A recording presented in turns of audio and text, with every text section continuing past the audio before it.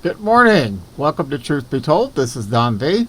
And we have a couple disturbing reports I'd like to share with you. Before we move on to that, please remember to subscribe. Most of the people that watch my videos are not subscribers. It's completely free, and I don't do this for the money. It's all about getting that information out. Without ado, let's move on to it. It says, it begins. Federal investigators are issuing warrants for Google to turn over anyone typing in certain search terms. Oh boy. It begins. The federal government is issuing warrants from compliant Google to turn over anyone typing in certain search terms. But they assure the American public that they can be trusted, just like the federal government assured Americans they would not abuse the secret FISA courts to spy on innocent Americans. We now know that crooked feds were spying on Donald Trump, his family, his campaign, and his presidency, using the secret courts to obtain warrants. This is your brave new world. Get used to it. Yahoo reported. The U.S. government is reportedly secretly issuing warrants for Google to provide user data on anyone typing in certain search terms, raising fears that innocent online users could get caught up in serious crime investigations at a greater frequency than previously thought. In an attempt to track down criminals, federal investigators have started using new keyword warrants and use them to ask Google to provide them information on anyone who searched a victim's name or their address during a particular year. An accidentally unsealed court document that Forbes found shows. Google has to respond to thousands of warrant orders each year, but the keyword warrants are a relatively new strategy used by the government and are controversial. Trawling through Google's search history databases enables police to identify people merely based on what they might have been thinking about, for whatever reason. At some point in the past, Jennifer Granick, Surveillance and Cybersecurity Counsel at the American Civil Liberties Union, told Forbes, "This never possible technique threatens First Amendment interests and will inevitably sweep up innocent people, especially if the keyword terms are not unique and the time frame not precise. To make matters worse, police are currently doing this in secret, which insulates the practice from public debate and regulation," she added. The government said that the scope of the warrants is limited to avoid implicating innocent people who happen to search for certain terms, but it's not publicly disclosed how many users' data are sent to the government and what the extent of the warrant requests are. Oh my gosh, the secret police are coming for you. All right. Explosive video emerges. Fauci and HHS officials plotting for a new avian flu virus to enforce universal flu vaccination. This dirtbag, oh man, they need to take him out, put him in jail, and keep him there. All right, Alex Jones of Infowars made a special broadcast on Monday night regarding an explosive video of Fauci and HHS officials and other health experts discussing how to enforce universal flu vaccination in a summit organized by Milken Institute in Washington, D.C. last October of 2019. Alex Jones highlighted 3 clips from the hour-long video of the summit from C-SPAN, which proved the COVID-19 pandemic was planned, and Big Pharma worked on with the UN and other corrupt government officials to develop and release COVID-19 virus ahead of the Great Reset. The first clip featured Michael Spector, a journalist from the New Yorker, and also an adjunct professor of bioengineering at Stanford University, Anthony Fauci, the director of the National Institute of Allergy and Infectious Diseases, and Rick Blight, the director of HHS, Biomedical Advanced Research and Development Authority, BARDA.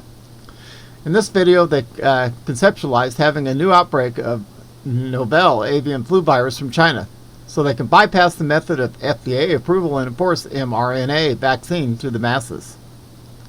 Here's the transcript. Michael Spector: why don't we blow the system up? I mean, obviously, we can't just turn off this spigot on the system. We have, and then say, hey, everyone in the world should get this new vaccine that we haven't given to anyone yet, but there must be some way that we grow vaccines mostly in eggs the way we did in 1947. Fauci. In order to make the transition from getting out of the tired and true egg growing, which we know gives us results that can be beneficial, I mean, we've done well with that, there must be something that has to be much better. You have to prove that this works and that you've got to go through all the clinical trials, phase 1, 2, 3, and then show that the particular product is going to be good over a period of years. For that alone, if it works perfectly, it's going to take a decade. Right. Well, there must be a need or even an urgent call for an entity of excitement out there that's completely disruptive and not beholden to bureaucratic strings and processes. Fauci. So we really do have a problem of how the world perceives influenza, and it's going to be very difficult to change that unless you do it from within and say, I don't care what your perception is, we're going to address the problem in a disruptive and in a iterative way, because she does need both. Right. But it's too crazy to think that an outbreak of novel avian virus could occur in China somewhere. We could get the RNA sequence from that to a number of regional centers, if not local, if not even in your home at some point, and print those vaccines on a patch of self-administer. All right, let's watch this clip. This goes to show you the deep state's been up to this stuff for a while. Wake up, folks. Hold on. Bam. Why don't we blow the system up? I mean, obviously we can't just turn off the spigot on the system we have and then say, hey, everyone in the world should get this new vaccine we haven't given to anyone yet. But there must be some way that we grow vaccines mostly in eggs, the way we did in 1947. In order to make the transition from getting out of the tried and true egg growing, which we know gives us results that can be, beneficial. I mean, we've done well with that, to something that has to be much better. You have to prove that this works, and then you've got to go through all of the clinical trials, phase 1s, phase 2s, phase 3, and then show that this particular product is going to be good over a period of years.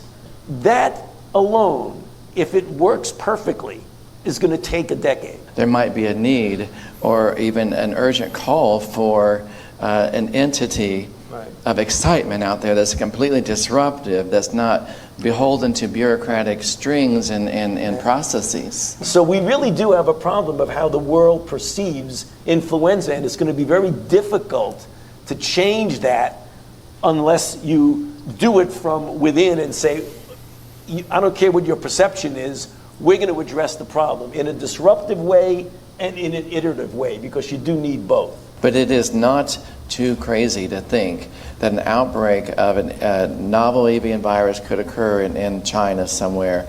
We could get the RNA sequence from that, beam it to a number of regional centers, if not local, if not even in your home at some point, and print those vaccines on a patch and self-administer. So there's the whole plan laid out just before COVID. It's amazing, isn't it? How all this stuff just magically happens. Just absolute coincidence. All right.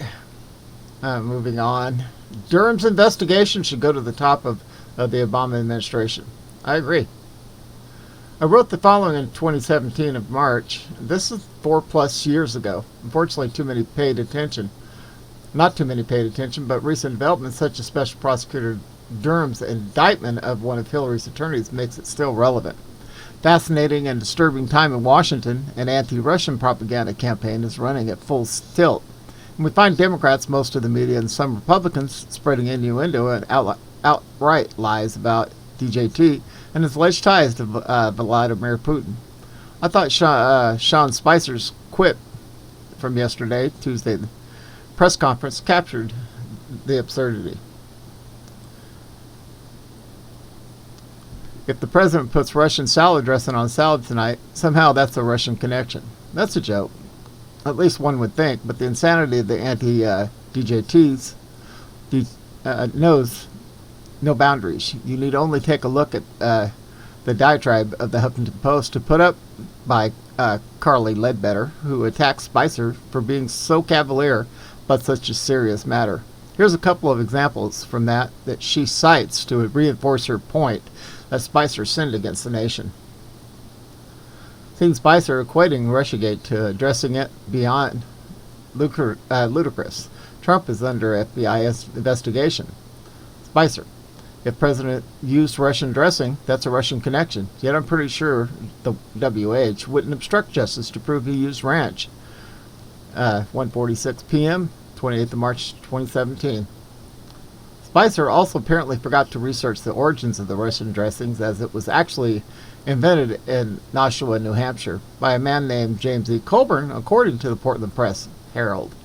But the fact about Russian influence over DJT are non-existent, not my opinion. That's a fact, and even the truth challenged Jim Clapper acknowledged in early March. In an exclusive interview with Meet the Press, former Director of National Intelligence James Clapper says that there wasn't evidence of collusion between Russia and Trump earlier this year. But the real news is emerging evidence that the Obama administration obtained classified intelligence reports that mentioned DJT and members of his campaign and distributed that information. House Intelligence Committee Chairman Devin Nunes already has confirmed in writing and in interviews that the Obama administration conducted the following activities against President-elect DJT and his team between November 2016 and January 27. On numerous occasions, the Intelligence Committee incidentally collected information about U.S. citizens involved in Trump transition.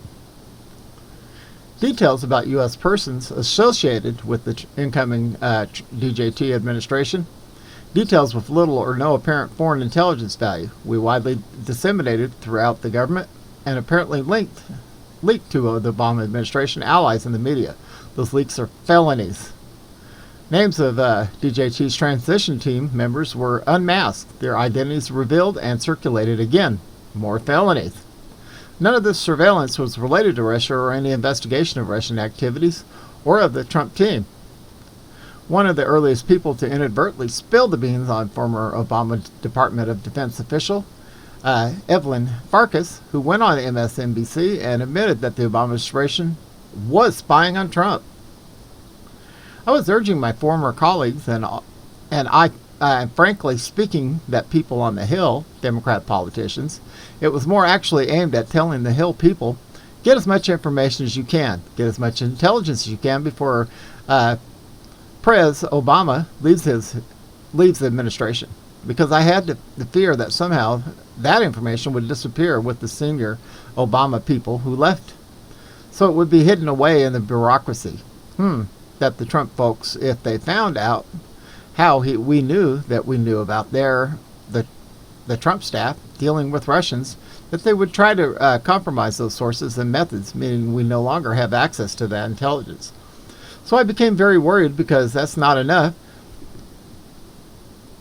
was coming out into the open, and I knew that there was more. We have a very good intelligence on Russia, so I had talked to some of my former colleagues, and I knew that they were also trying to help get information to Democrat politicians. That video has now been hidden from the public. You can search for yourself the following link. Even Farkas says Obama was spying on Trump, but there is still a video showing Farkas trying to do damage control. Note she left the government October 2015, but still claiming to have access to the info in 2016. You guys want to watch this? Let's give this a quick listen.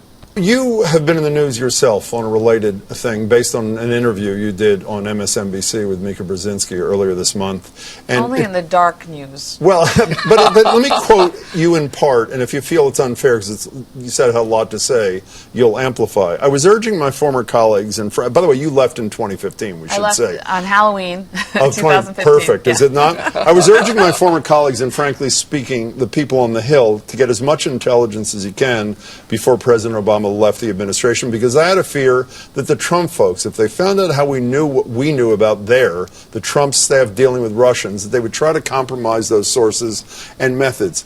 Critics have said, and supporters of Trump, this is the smoking gun that suggests, in fact, there was at least a will, if not a way, to do the surveillance of Donald Trump or people in his operation that his supporters are suggesting. You're shaking your head no. Why doesn't it mean that? Because I never mentioned surveillance, I never mentioned leaking, I never mentioned hacking. What Although, did you mean? What I was worried about was we had that summer, remember last summer, all these reports about the Russians hacking, and then the information got to WikiLeaks. At the same time, the newspapers were reporting about Trump confidants, Trump advisors, going back and forth to Moscow, talking to Russians.